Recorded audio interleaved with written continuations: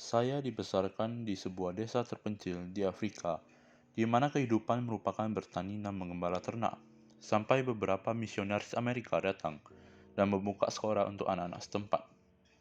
Bapak-bapak dan orang tua yang ada di desa tidak suka adanya sekolah, karena semua anak, kecuali anak perempuan, harus meninggalkan rumah mereka untuk bersekolah, meninggalkan semua pekerjaan rumah.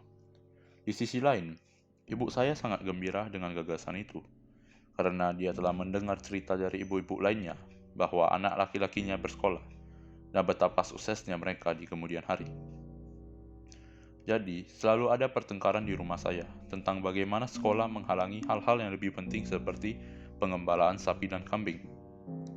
Ayah saya selalu bercerita tentang bagaimana sapi-sapi itu semakin kurus dan menghasilkan lebih sedikit susu karena tidak ada yang memberi mereka makan dengan benar.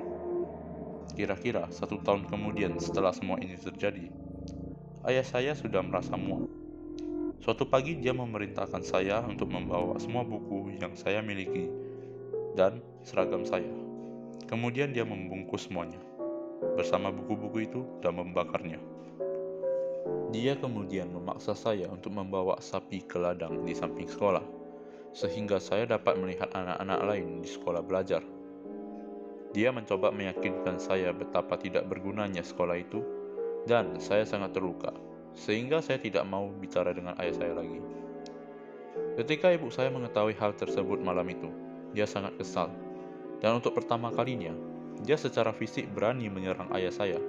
Tetapi sayangnya, ayah terlalu kuat untuknya. Ibu saya pun dipukuli dengan kejam, dengan luka yang parah, dan diusir dari rumah. Beberapa hari pun berlalu, dan ibu saya dibawa kembali oleh kakek nenek saya, dan diperintahkan untuk tidak pernah mengulangi apa yang telah dia lakukan, atau dia akan diusir untuk selamanya. Kakek saya sangat marah, karena itu juga berarti dia harus mengembalikan ternak apapun yang telah dibayarkan kepadanya sebagai mas kawinnya. Hal-hal kembali seperti sebelumnya, dan saya kembali mengembala ternak dan membajak sawah. Saya sangat tertekan ketika saya melihat anak-anak lain mengerjakan tugas sekolah atau membicarakan hal-hal yang telah mereka pelajari.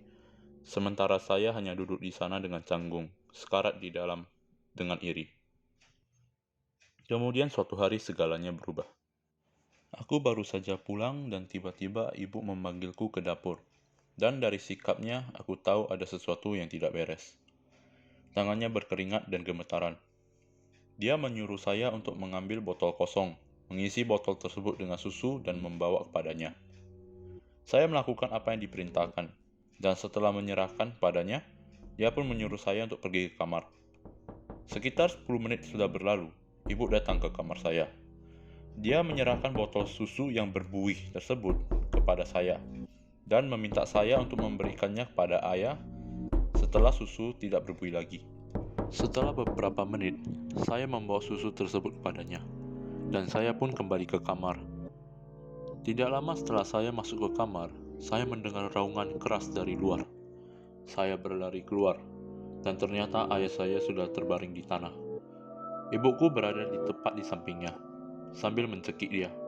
Dia begitu kaku, matanya kuning, mulutnya berbusa, dan dia mengotori celananya. Saya pun terkejut dan sudah tahu apa yang terjadi pada ayah, tetapi saya tidak bisa melakukan apa-apa. Ayah menatap ibuku, dan saya terdengar dia berkata, "Kamu telah membunuhku, persetan kamu." Sebagai ucapan terakhirnya, dia meninggal dan dimakamkan beberapa hari kemudian. Saya kembali ke sekolah dan sepanjang hidup saya tidak pernah membicarakannya. Ibu saya sekarang sudah tua, tetapi saya tetap sedih setiap kali saya memikirkan tentang apa yang harus dia lakukan agar saya memiliki kehidupan yang berbeda.